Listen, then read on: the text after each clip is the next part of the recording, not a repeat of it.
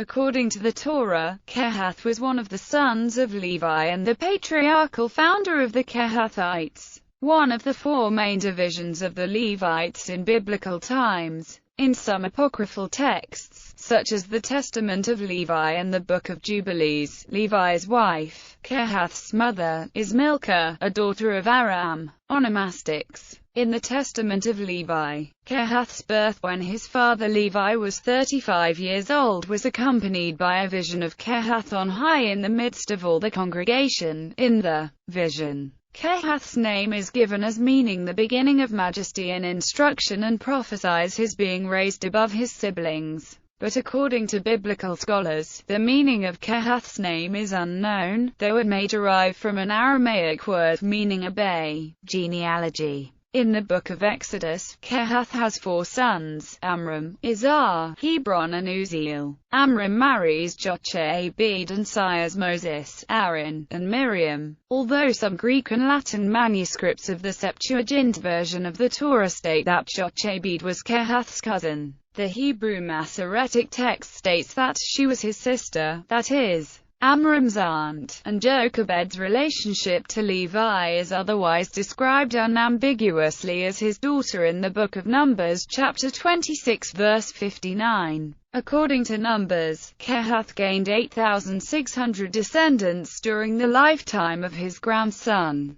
Theories. Julius Wellhausen's documentary hypothesis asserts that the Torah was compiled in the 5th century BC from several independent, contradictory, hypothetical documents, including the Jahwist, Elohist, Deuteronomic, and priestly sources and the Book of Generations. Advocates of this hypothesis, such as Richard Elliott Friedman, attribute Levi's biblical genealogy to the Book of Generations. Others attribute Moses' birth narrative, which also mentions Amram and Jochebed, to the earlier, Elohist source. According to this theory, the Levita genealogy is a myth to explain away the fact that four different groups claimed descent from Levi: the Gershonites, Kehathites, Merarites, and Aaronites. Since Aaron could not have been a brother to Gershon, Kehath, and Merari, he had to belong to the following generation. The hypothetical reconstruction of the Elohist source mentions only that both parents were Levites without identifying their names. Some scholars suspect that the Elohist source attributes to Moses both matrilineal and patrilineal descent from Levites in order to enhance his religious credentials.